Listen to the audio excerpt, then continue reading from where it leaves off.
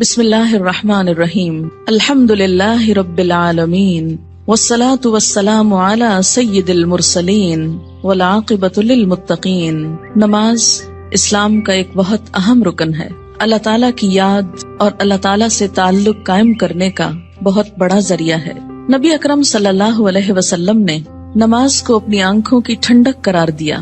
نماز کا وقت ہوتا تو آپ صلی اللہ علیہ وسلم حضرت بلال رضی اللہ تعالی عنہ کو ان الفاظ کے ساتھ آذان دینے کا حکم فرماتے: اقم الصلاۃ یا بلال ارحنا بہا، اے بلال ہمیں نماز سے راحت پہنچاؤ۔ ابو داؤد کی روایت ہے، نماز کو رسول اکرم صلی اللہ علیہ وسلم نے جنت میں جانے کی ضمانت قرار دیا۔ حضرت ربیعہ بن کعب اسلمی رضی اللہ تعالی عنہ رسول اللہ صلی اللہ علیہ وسلم کی خدمت میں حاضر رہتے اور نبی صلی اللہ علیہ وسلم کے لیے وضو کا پانی اور دوسری چیزیں لایا کرتے تھے۔ ایک مرتبہ آپ نے خوش ہو کر فرمایا: ربیعہ مانگو، کیا مانگتے ہو؟ حضرت ربیعہ رضی اللہ تعالی عنہ نے عرض کیا: یا رسول اللہ صلی اللہ علیہ وسلم، جنت میں آپ کا ساتھ چاہتا ہوں۔ آپ نے فرمایا: تو پھر سجدوں کی کثرت سے میری مدد کرو۔ یہ صحیح مسلم کی روایت ہے، یعنی اگر تمہارے نامہ اعمال میں سجدے زیادہ ہوئے تو میرے لیے تمہاری سفارش کرنا آسان ہو جائے گا۔ اللہ تعالیٰ نے قرآن پاک میں کامیاب لوگوں کی نشانی یہ بتائی ہے کہ وہ نماز کی پابندی کرتے ہیں۔ سورۃ المؤمنون آیت 9۔ سورۃ نور میں فرمایا کہ انہیں تجارت اور خرید و فروخت اللہ کی یاد اور نماز قائم کرنے اور زکوٰۃ دینے سے غافل نہیں کرتی۔ اللہ تعالیٰ نے نماز کو اقامت دین کی تمام تر جد و جہد کا حاصل قرار دیا۔ ارشاد باری تعالیٰ ہے: اگر ہم انہیں زمین میں اقتدار بخشیں، یعنی مسلمان زمین میں عروج کو پہنچے، طاقتور ہوں، تو وہ نماز قائم کریں گے، یعنی لوگوں کو اللہ کے آگے جھکائیں گے، زکوٰۃ ادا کریں گے، نیکی کا حکم دیں گے اور برائی سے منع کریں گے۔ یہ ایک اسلامی حکومت کی بنیادی خصوصیات ہیں۔ تکلیف، دکھ اور رنج کے وقت مومن کا یہی سب سے بڑا سہارا ہے۔ ارشاد باری تعالیٰ ہے: اے لوگو جو ایمان لائے ہو، اللہ سے صبر اور نماز کے ساتھ مدد مانگو۔ حضرت ابراہیم علیہ السلام اللہ تعالیٰ کے حکم پر اپنے اہل و عیال کو بیت الحرام کے پاس بے آب و گیاہ جگہ پر لے آئے تو بارگاہ رب العزت میں یہ دعا کی کہ میرے رب مجھے اور میری اولاد کو نماز قائم کرنے والا بنا۔ حضرت اسماعیل علیہ السلام کے جن اوصاف کا ذکر قرآن پاک میں آتا ہے، ان میں سے ایک یہ بھی ہے، وہ اپنے گھر والوں کو نماز اور زکوٰۃ کا حکم دیتے تھے۔ آپ صلی اللہ علیہ وسلم کو بھی اس بات کا حکم دیا گیا کہ آپ اپنے اہل و عیال کو نماز کا حکم دیں اور خود بھی اس کے پابند رہیں۔ قرآن کریم سے ہدایت حاصل کرنے والے خوش نصیب لوگوں کی اللہ تعالیٰ نے جو نشانیاں بتائی ہیں، ان میں سے ایک نشانی یہ بھی ہے کہ وہ نماز قائم کرنے والے لوگ ہیں۔ ذالک الکتاب لا ریب فیہ ھدی للمتقین الذین یؤمنون بالغیب ویقیمون الصلاۃ۔ نماز میں غفلت، کاہلی اور سستی سے کام لینے کو اللہ تعالیٰ نے منافقین کی نشانی بتایا ہے کہ اذا قاموا الی الصلاۃ قاموا کسالی، کہ منافق جب نماز کے لیے اٹھتے ہیں تو سستی کے ساتھ اٹھتے ہیں۔ یراؤن الناس، محض لوگوں کو دکھانے کے لیے، ولا یذکرون اللہ الا قلیلا، اور اللہ کو بہت کم ہی یاد کرتے ہیں، یعنی ان کو نمازوں میں بھی خدا یاد نہیں آتا۔ سورۃ ماؤن میں اللہ تعالیٰ نے ان نمازیوں کے لیے ہلاکت اور تباہی بتائی جو نماز کے معاملے میں غفلت اور بے پرواہی سے کام لیتے ہیں۔ فویل للمصلین الذین ہم عن صلاتہم ساہون۔ قرآن پاک میں اللہ تعالیٰ نے اقوام کی تباہی اور ہلاکت کا اصل سبب ترک نماز بتایا۔ ارشاد باری تعالیٰ ہے: اللہ کے فرما بردار بندوں کے بعد ایسے نالائق لوگ ان کے جانشین ہوئے جنہوں نے نماز کو ضائع کیا اور دنیا کے مزے اڑانے میں لگ گئے۔ ایسے لوگ عنقریب گمراہی کے انجام سے دوچار ہوں گے، یعنی دنیا میں بھی اس کا نقصان اٹھائیں گے اور آخرت میں بھی خسارے میں مبتلا ہوں گے۔ قیامت کے روز جہنمیوں کا ایک گروہ جہنم میں جانے کا ایک سبب یہ بیان کرے گا کہ لم نک من المصلین، ہم نماز پڑھنے والوں میں سے نہ تھے۔ حالت امن ہو یا حالت خوف، گرمی ہو یا سردی، تندرستی ہو یا بیماری، حتیٰ کہ جہاد و قتال کے موقع پر عین میدان جنگ میں بھی یہ فرض ساقط نہیں ہوتا۔ رسول اکرم صلی اللہ علیہ وسلم 5 فرض نمازوں کے علاوہ نماز تہجد، نماز اشراق، نماز چاشت، تحیۃ الوضو، تحیۃ المسجد کا بھی اہتمام فرماتے تھے، اور پھر خاص خاص مواقع پر اپنے رب کے حضور توبہ استغفار کے لیے نماز ہی کو ذریعہ بناتے، یعنی صلاۃ توبہ۔ خسوف ہو یا کسوف، یعنی سورج گرہن اور چاند گرہن، تو مسجد تشریف لے جاتے۔ زلزلہ یا آندھی آتی تو مسجد تشریف لے جاتے۔ طوفان باد و بارہ ہوتا تو مسجد تشریف لے جاتے، فاقے کی نوبت آتی تو مسجد تشریف لے جاتے، کوئی پریشانی اور تکلیف ہوتی تو مسجد تشریف لے جاتے، سفر سے واپسی ہوتی تو پہلے مسجد تشریف لے جاتے، پھر گھر پلٹتے، بارش نہ ہوتی تو بھی نماز ادا کرتے۔ گویا ہر غم، دکھ اور تکلیف کے موقع پر نماز۔ آج ہم میں سے بہت سے لوگ طرح طرح کے وظائف کرنے کے لیے گھنٹوں خود کو وقف کرتے ہیں، لیکن 2 رکعت نماز ان پر بہت بھاری ہوتی ہے۔ حیات طیبہ کے آخری دنوں میں بیماری کی حالت میں بھی نبی صلی اللہ علیہ وسلم کو جس چیز کی سب سے زیادہ فکر تھی وہ نماز تھی۔ وفات مبارک سے چند یوم قبل تیز بخار کی وجہ سے آپ پر غنودگی کی حالت طاری تھی۔ عشاء کے وقت آنکھ کھلی تو سب سے پہلے یہ سوال کیا، کیا لوگوں نے نماز پڑھ لی ہے؟ یعنی سب سے زیادہ جس بات کی فکر تھی وہ کیا؟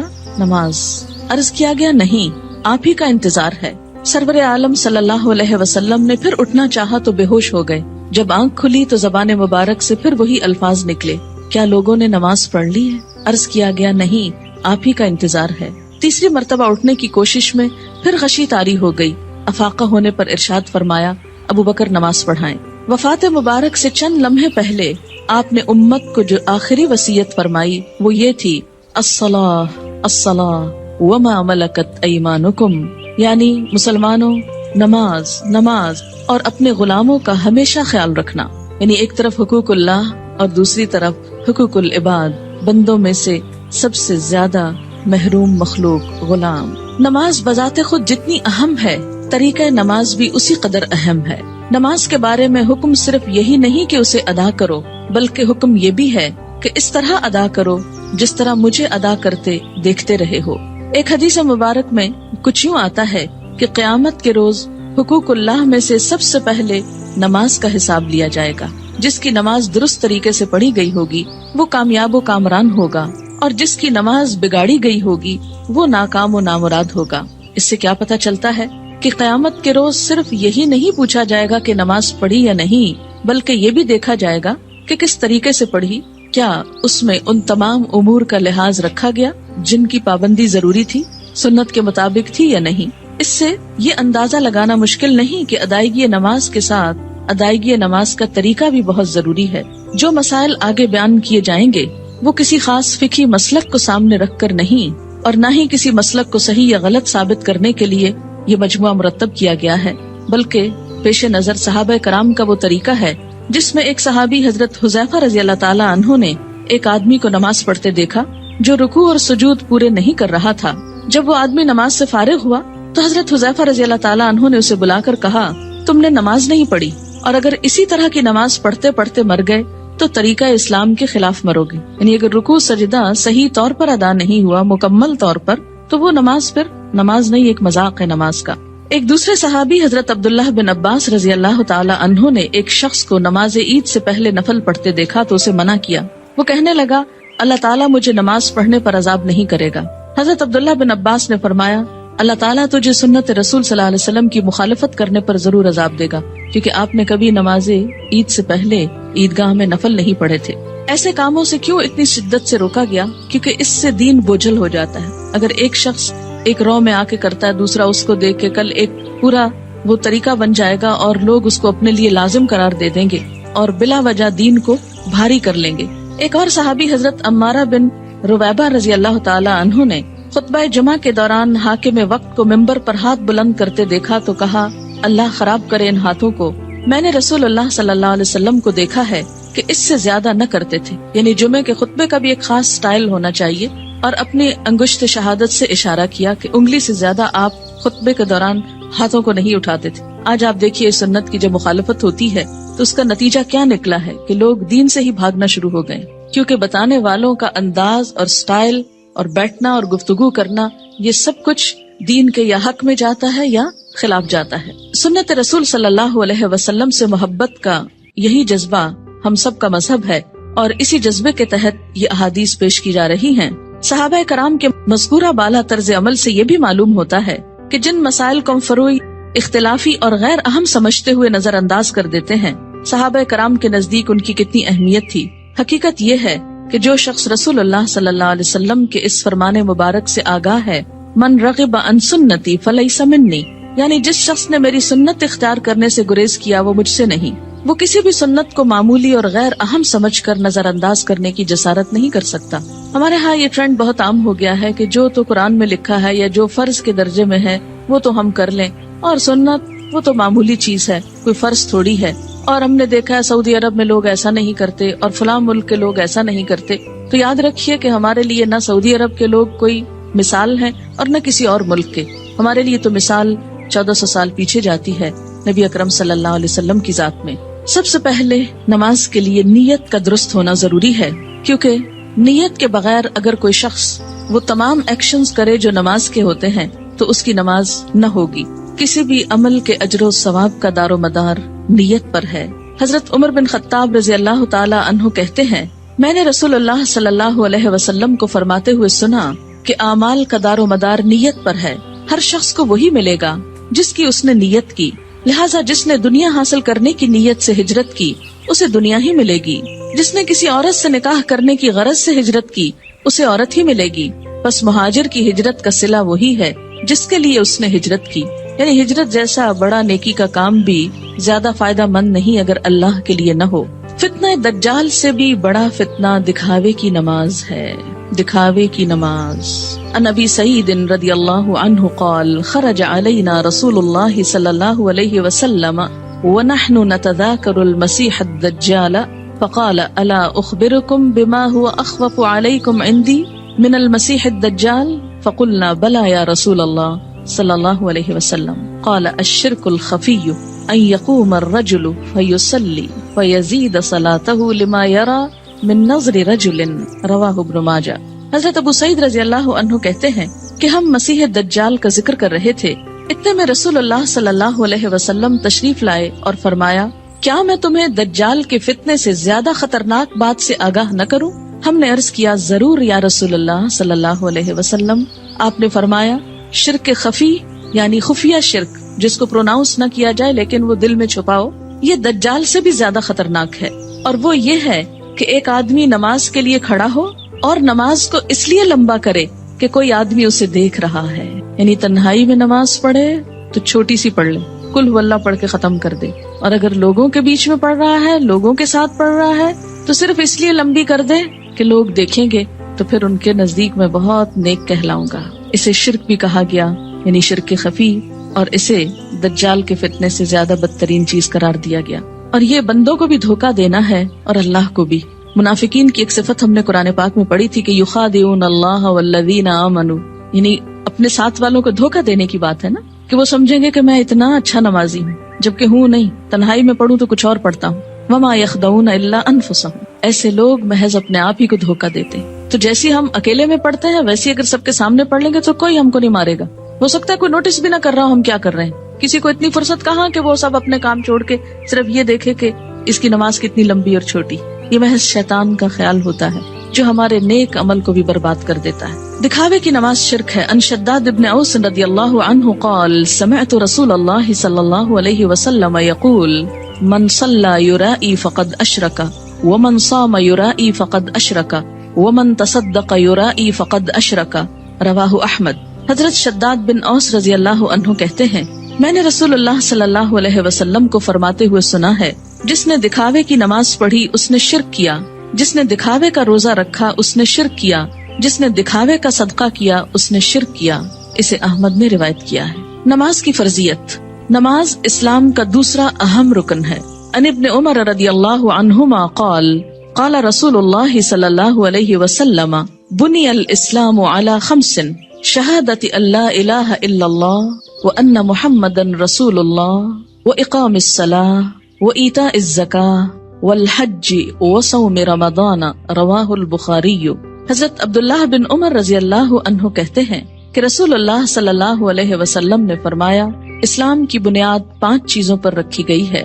اس بات کی شہادت، گواہی کہ اللہ کے سوا کوئی الہ نہیں اور محمد صلی اللہ علیہ وسلم اللہ کے رسول ہیں۔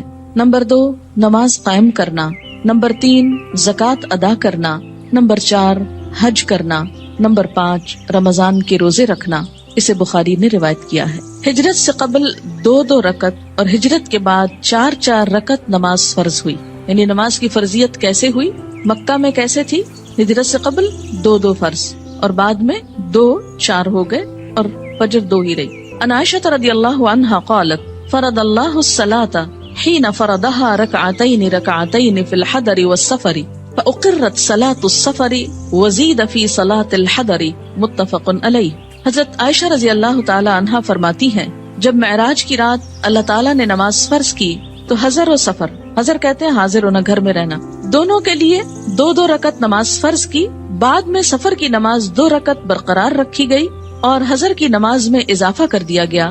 اسے بخاری اور مسلم نے روایت کیا ہے. نماز کی فضیلت: روزانہ باقاعدگی سے 5 نمازیں ادا کرنے سے تمام صغیرہ گناہ معاف ہو جاتے ہیں. عن ابی ہریرہ رضی اللہ عنہ قال قال رسول اللہ صلی اللہ علیہ وسلم ارأیتم لو ان نہرا بباب احدکم یغتسل فیہ کل یوم 5 ما تقول ذلك یبقی من درنہ قالوا لا یبقی من درنہ شیئا قال فذلك مثل الصلوات الخمس یمحو اللہ بها الخطایا متفق علیہ.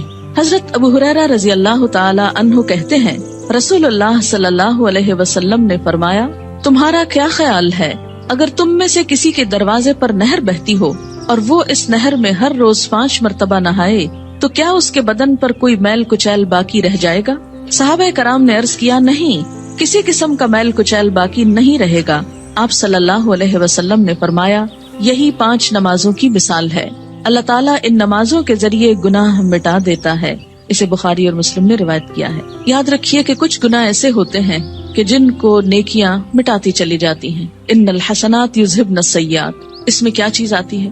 مثلاً آپ کے ہاتھوں کو ڈسٹ اور چھوٹی موٹی گندگی لگ جاتی ہے کام کرتے ہوئے، جب آپ پانی سے دھوتے ہیں تو وہ ڈسٹ خود بخود بہہ جاتی. کچھ چکنائی وغیرہ کے داغ ایسے ہوتے ہیں کہ جو صرف پانی سے نہیں دھلتے، اس کے لیے آپ کو صابن استعمال کرنا پڑتا ہے. کچھ داغ ایسے ہوتے ہیں پینٹ وغیرہ کے کہ جو صرف پانی اور صابن سے نہیں دھلتے، ان کے لیے آپ کو مخصوص قسم کا سولوشن استعمال کرنا ہوتا ہے جو ان دھبوں کو دور کر دے.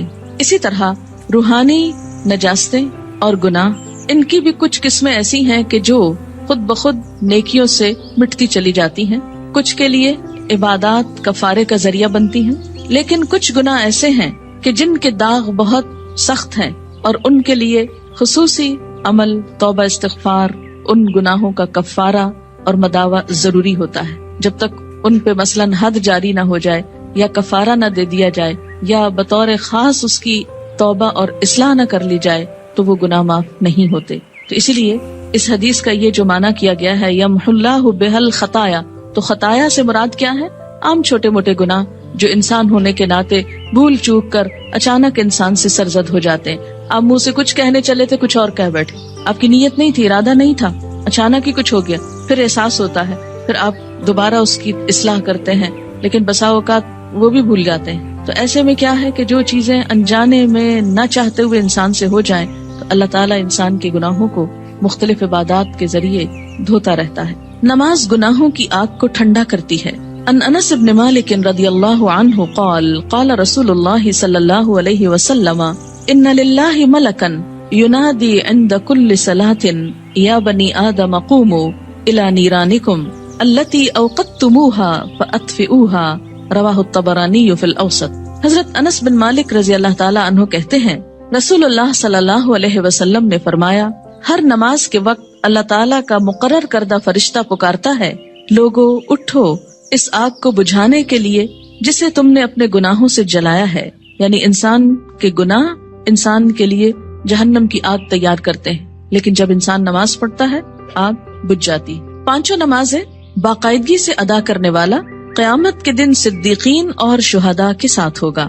ان عمر ابن مرۃ الجہنی رضی اللہ عنہ قال جاء رجل الى النبي صلی اللہ علیہ وسلم فقال یا رسول اللہ ارأیت ان شہدت ان لا الہ الا اللہ وانک رسول اللہ وصلیت الصلوات الخمس وادیت الزکاة وصمت رمضان وقمته فممن انا قال من الصدیقین والشہداء رواہ ابن حبان. حضرت عمر بن مرہ جہنی رضی اللہ تعالی عنہ کہتے ہیں کہ ایک آدمی نبی اکرم صلی اللہ علیہ وسلم کی خدمت میں حاضر ہوا اور عرض کیا یا رسول اللہ بتائیے اگر میں گواہی دوں کہ اللہ کے سوا کوئی الہ نہیں، آپ اللہ کے رسول ہیں اور 5 نمازیں ادا کروں، زکوٰۃ دوں، رمضان کے روزے رکھوں اور رمضان میں قیام بھی کروں یعنی تراویح بھی پڑھوں تو میرا شمار کن لوگوں میں ہوگا؟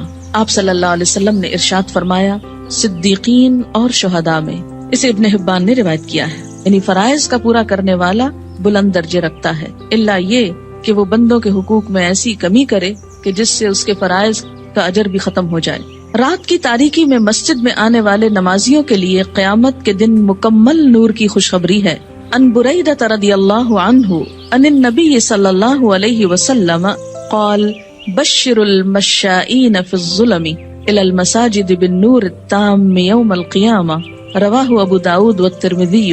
حضرت بریدہ رضی اللہ تعالی عنہ روایت کرتے ہیں کہ نبی اکرم صلی اللہ علیہ وسلم نے فرمایا اندھیرے میں مسجدوں کی طرف چل کر جانے والوں کو قیامت کے دن مکمل روشنی کی خوشخبری دے دو۔ یہ تو آپ سب جانتے ہیں نا کہ حشر کے میدان میں بہت اندھیرا ہوگا، لیکن کچھ لوگوں کے پاس نور ہوگا، کچھ کے پاس ہوگا پھر چھین لیا جائے گا منافقوں سے۔ اور یہ نور کون سا نور ہوگا؟ انسان کے اپنے اعمال کا، اور اس نور کو بڑھانے والی چیز نماز ہے، اور خصوصاً رات کے اندھیرے میں مسجد جانے والوں کے لیے خوشخبری ہے۔ عورتوں کے لیے گھر میں ہی یہ نماز پڑھنے کا اجر ہے، اور اگر وہ مسجد نہیں بھی جا پاتی تو انشاءاللہ پابندی سے نماز ادا کرنے کی صورت میں وہ اس اجر سے محروم نہیں رہیں گی۔ نور کی وہ دعا بھی سکھائی گئی نا کہ ربنا اتمم لنا نورنا، اللہ ہمارا نور ہم پہ مکمل کر دے، کہ حشر کے میدان میں یہ دعا مانگیں گے اہل ایمان اس پریشانی سے کہ کہیں ان کا نور ان سے چھین نہ لیا جائے۔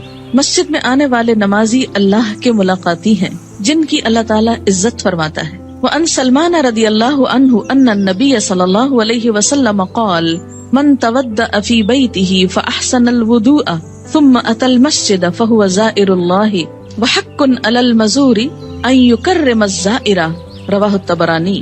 حضرت سلمان رضی اللہ تعالی عنہ سے روایت ہے کہ نبی اکرم صلی اللہ علیہ وسلم نے فرمایا جس نے اپنے گھر میں اچھی طرح وضو کیا اور پھر مسجد میں آیا وہ اللہ کا ملاقاتی ہے، اور میزبان کے لیے ضروری ہے کہ وہ اپنے ملاقاتی کی عزت کرے۔ قیامت کے دن ایسے لوگوں کو عزت کے ساتھ جنت میں رکھا جائے گا، عزت کا لباس پہنایا جائے گا اور عزت کا مقام دیا جائے گا۔ وَلَهُمْ أَجْرٌ کریم کی جو بات آتی ہے، کریم عزت والا۔ نماز کی اہمیت۔ بے نماز کا انجام قارون، فرعون، حامان اور ابی ابن خلف کے ساتھ ہوگا۔ ان عبداللہ ابن عمرو بن العاص رضی اللہ عنہما ان النبی صلی اللہ علیہ وسلم انه ذکر الصلاة یوما فقال من حافظ علیہا كانت له نورا وبرهانا ونجاة يوم القيامة ومن لم يحافظ عليها لم يكن له نورا ولا برهانا ولا نجاة وكان يوم القيامة مع قارون وهامان وفرعون وأبي بن خلف، رواه ابن حبان۔ حضرت عبداللہ بن عمرو بن العاص رضی اللہ تعالی عنہ کہتے ہیں کہ نبی اکرم صلی اللہ علیہ وسلم نے ایک دن نماز کا ذکر کرتے ہوئے فرمایا جس شخص نے نماز کی حفاظت کی اس کے لیے نماز قیامت کے روز نور، برہان اور نجات کا سبب ہوگی، اور جس نے نماز کی حفاظت نہ کی اس کے لیے نہ نور ہوگا، نہ برہان، نہ نجات۔ نیز قیامت کے روز اس کا انجام قارون، فرعون، حامان اور ابی ابن خلف کے ساتھ ہوگا۔ اسے ابن حبان نے روایت کیا ہے۔ یہاں پر نماز کی حفاظت کا ذکر ہے، پابندی وقت بھی مراد ہے، رکوع اور سجود وغیرہ کی حفاظت بھی، اپنے دل اور خیالات کی حفاظت بھی، طہارت کی حفاظت بھی۔ تو ایسی نماز پڑھنے والے کی اللہ تعالیٰ بھی حفاظت فرمائیں گے، اور قیامت کے دن اس کے لیے یہ نماز سراسر فائدے کا سبب ہوگی۔ اور اگر نہیں تو ایسا شخص فرعون، قارون جو مال کی محبت میں گرفتار تھا، کیونکہ عموماً انسان نمازوں کی پرواہ کیوں نہیں کرتا؟ مال کی محبت میں گرفتار ہو کر۔ فرعون حکومت اور جاہ و مال کی وجہ سے، تکبر کی وجہ سے۔ حامان جو اس کا مشیر تھا، جو فرعون کی خوشنودی حاصل کرنے کے لیے اسی کے دین پر تھا اور اسی کا مددگار اور وزیر تھا۔ آج بھی دنیا میں بہت سے ایسے لوگ ہیں جو اپنے بڑوں کی خوشنودی حاصل کرنے کے لیے اپنے کسی باس کی یا کسی بڑے کی اس کا کام کرتے کرتے یا اس کی خوشامد کرتے کرتے اللہ تعالیٰ کا یہ حق بھول جاتے ہیں۔ اور اسی طرح ابی ابن خلف اسلام دشمنوں میں سے تھا، یعنی ایسا شخص جو نماز کی حفاظت نہ کرے پھر اسے صدیقین اور شہداء کے ساتھ ہونے کی بجائے ایسے مجرموں کے ساتھ رکھا جائے گا۔ اسلام اور کفر کے درمیان حد فاصل نماز ہے۔ ان جابر رضی اللہ عنہ قال قال رسول اللہ صلی اللہ علیہ وسلم بین الرجل و بین الشرک والکفر ترک الصلاۃ، رواہ مسلم۔ حضرت جابر رضی اللہ عنہ سے روایت ہے کہ رسول اللہ صلی اللہ علیہ وسلم نے فرمایا آدمی اور شرک یا کفر کے درمیان حد فاصل ترک نماز ہے، یعنی نماز کا پڑھنا یا چھوڑنا اس کو ایک طرف یا دوسری طرف لے آتا ہے. اسے مسلم نے روایت کیا ہے. مثلاً ایک شخص مسلمان ہے، اسلام کی حفاظت میں ہے، یہ حفاظت جو ہے یہ نماز کے ساتھ ہے، یا یوں کہیے کہ نماز ہی کی یہ باؤنڈری.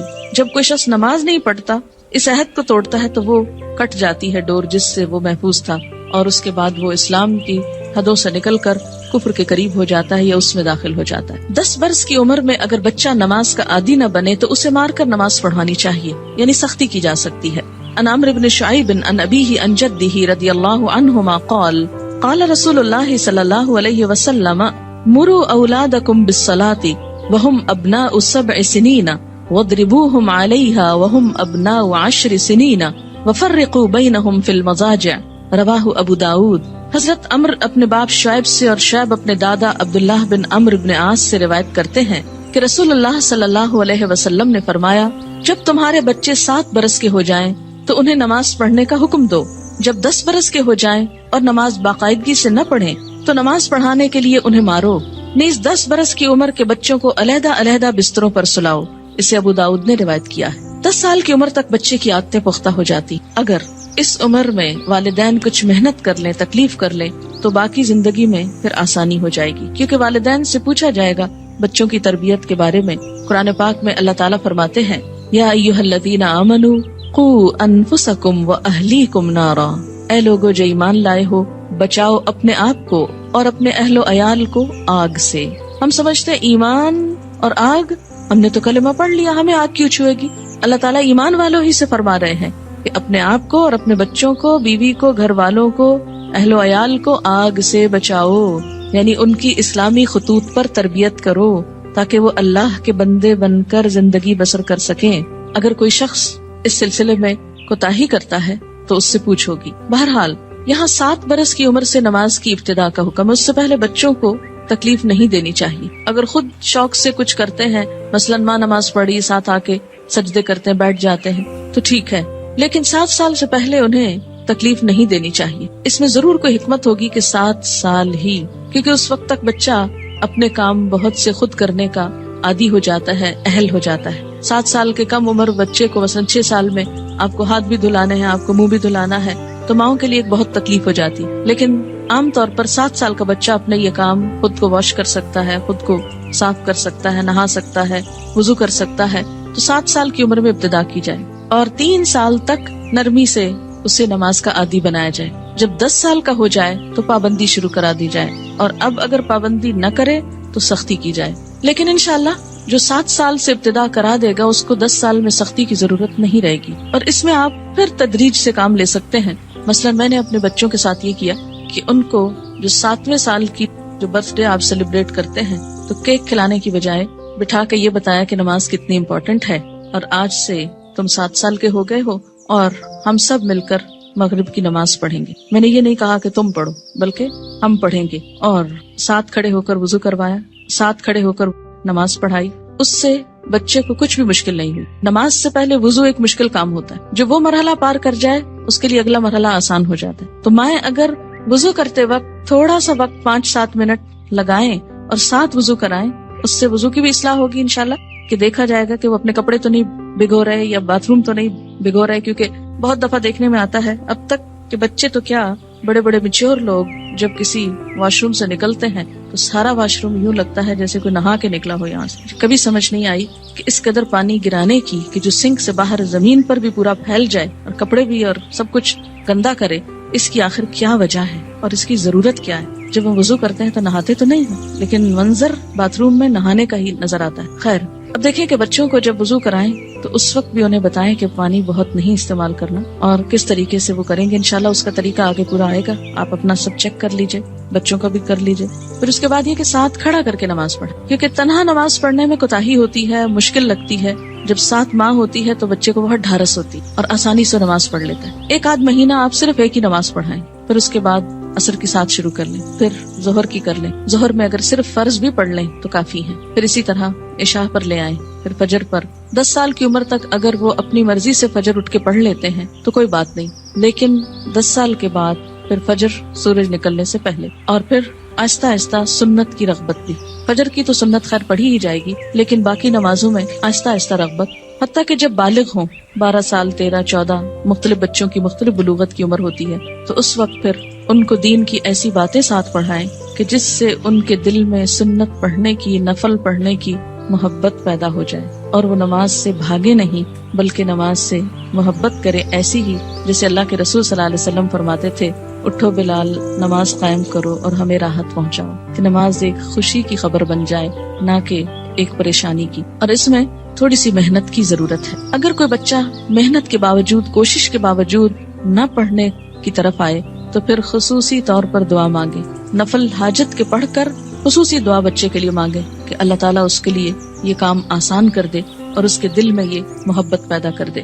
آپ دیکھیں کہ اگر آپ بچوں کو نماز کا عادی کر دیں گے تو آپ کو کتنا فائدہ ہے کہ ہر نماز میں جب وہ پڑھیں گے ربنا اغفر لی ولوالدی، یعنی ہر نماز کے اندر وہ آپ کے لیے دعائیں کریں گے، ربنا اغفر لی ولوالدی، اللہ مجھ کو معاف کر دے اور میرے والدین کو کر دے. مفت کی دعائیں ملتی جائیں گی ساری زندگی. دنیا سے چلے بھی جائیں تو پیچھے سے بچے دعائیں کریں گے، ورنہ الگ سے کس کو یاد رہتا ہے کہ وہ دعا کرے. اور ایسے ہی بچے پھر ماں باپ کے لیے صدقہ جاریہ ہو جاتے ہیں. صرف نماز عصر کا فوت ہونا ایسا ہے جیسے کسی کا مال اور اہل و عیال لٹ جائے. ان ابن عمر رضی اللہ عنہما قال قال رسول اللہ صلی اللہ علیہ وسلم الذي تفوته صلاة العصر فَكَأَنَّمَا وُتِرَ أَهْلُهُ وَمَالُهُ متفق علیہ.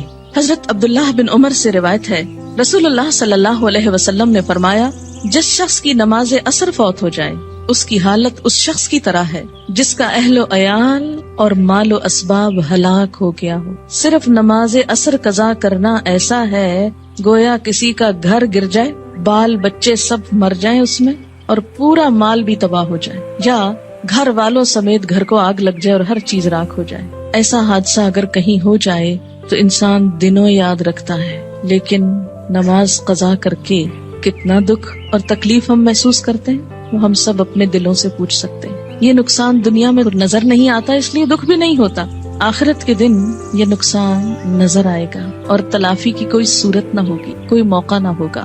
اچھا، یہ جو حدیث ہے یہ بخاری اور مسلم نے روایت کی ہے، یعنی متفق علیہ حدیث ہے، یعنی کوئی ایسی کھیل مذاق کی بات نہیں ہے کہ ایسے ڈرا رہے ہیں. نماز سے غفلت کی سزا.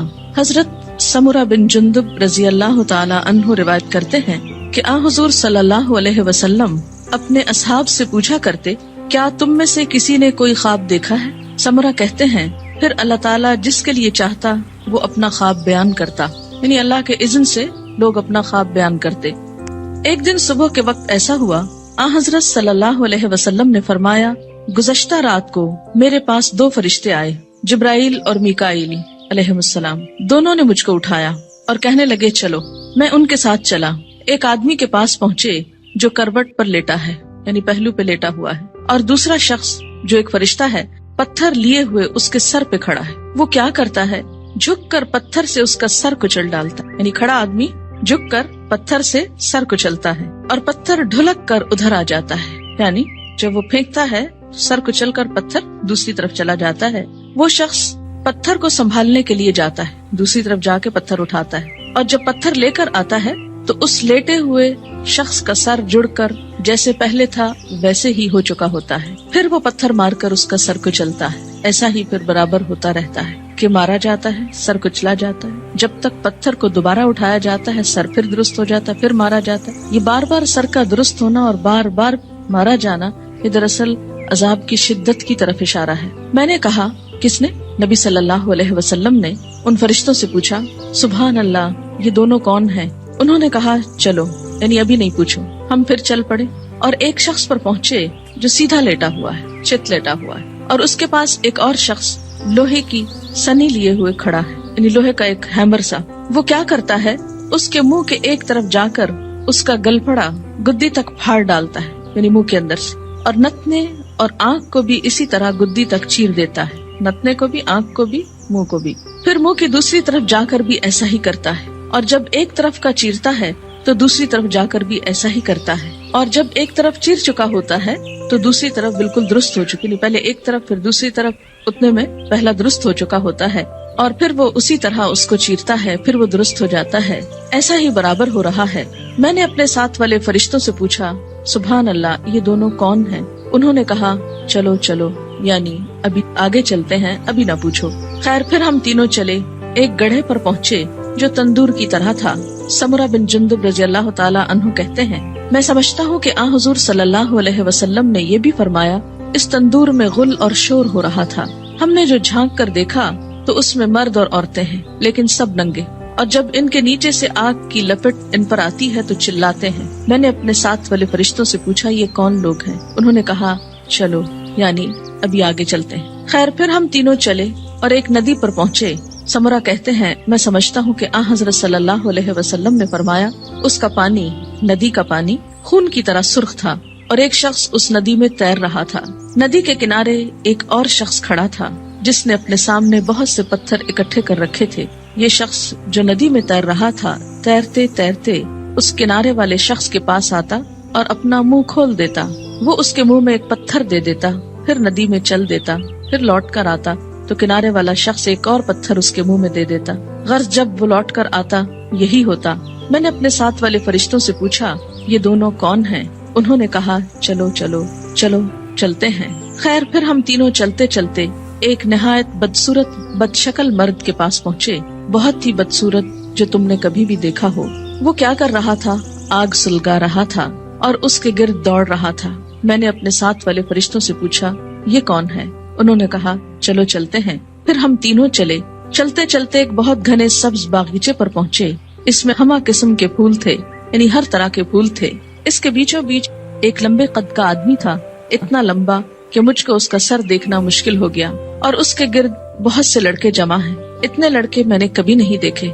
میں نے اپنے ساتھ والے فرشتوں سے پوچھا یہ لمبا شخص کون ہے اور یہ لڑکے کون ہیں؟ انہوں نے کہا چلو چلتے ہیں، ابھی نہ پوچھو۔ خیر پھر ہم تینوں چلے اور ایک بڑے باغ پر پہنچے۔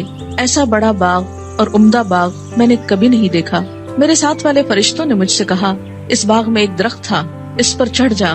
ہم تینوں اس پہ چڑھ گئے اور جاتے جاتے ایک شہر پر پہنچے جو سونے چاندی کی اینٹوں سے بنایا گیا تھا۔ ہم نے اس شہر کے دروازے پر آ کر دروازے کو کھلوایا، دروازہ کھولا گیا، ہم اس کے اندر گئے۔ وہاں ہم کو ایسے آدمی ملے کہ ان کا آدھا دھڑ تو نہایت خوبصورت، بہت ہی خوبصورت جو کبھی تم نے دیکھا ہو، اور آدھا بدصورت۔ میرے ساتھ والے فرشتوں نے ان سے کہا جاؤ اس ندی میں گر پڑو، غوطہ لگاؤ۔ وہاں ایک اور ندی دکھائی دی جو چوڑائی میں بہ رہی تھی، اس کا پانی دودھ کی طرح سفید تھا۔ غرض یہ آدمی اس ندی میں کود پڑے، پھر جو لوٹ کر ہمارے پاس آئے تو ان کی بدصورتی جاتی رہی، ان کا پورا جسم خوبصورت ہو گیا۔ اب میرے ساتھ والے فرشتے کہنے لگے یہ شہر جنت العدن ہے، قرآن پاک میں آتا نا جنات و عدن، ہمیشہ رہنے والا باغ، ایور گرین، اور یہی تمہارا مقام ہے۔ میری آنکھ جو اوپر اٹھی تو کیا دیکھتا ہوں، ایک محل ہے سفید ابر کی طرح، یعنی بادل کی طرح۔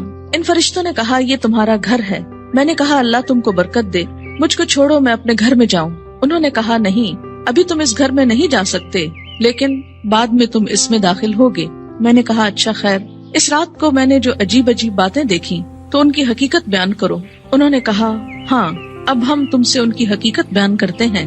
پہلا شخص جو تم نے دیکھا جس کا سر پتھر سے کچلا جا رہا تھا، یہ وہ شخص ہے جس نے قرآن سیکھ کر اس کو چھوڑ دیا تھا۔ فرض نماز کا وقت قضا ہو جاتا اور وہ سویا رہتا، یعنی ایک ہی شخص کے دو عیب تھے۔ نمبر ایک، قرآن سیکھ کر اس کو چھوڑ دیا، یعنی پھر ویسا ہی ہو گیا جیسے اس نے کبھی اس کو پڑھا ہی نہ تھا۔ اور دوسرا قصور، فرض نماز کا وقت قضا ہو جاتا اور وہ سویا رہتا، جیسے فجر کے وقت نہ اٹھنا خاص طور پر۔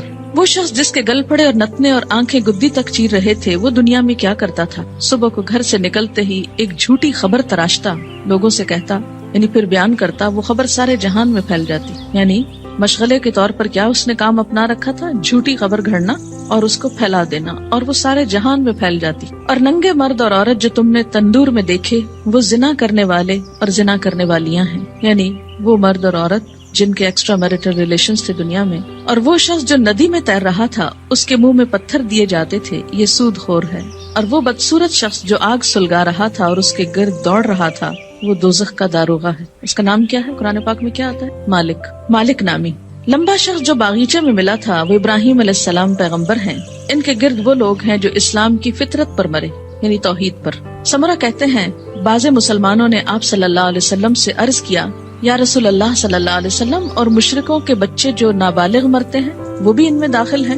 آپ نے فرمایا ہاں، مشرکوں کے بچے بھی، کیونکہ ہر بچہ فطرت پر پیدا ہوتا ہے جب تک اس کا شعور اپنا نہیں جاگ جاتا۔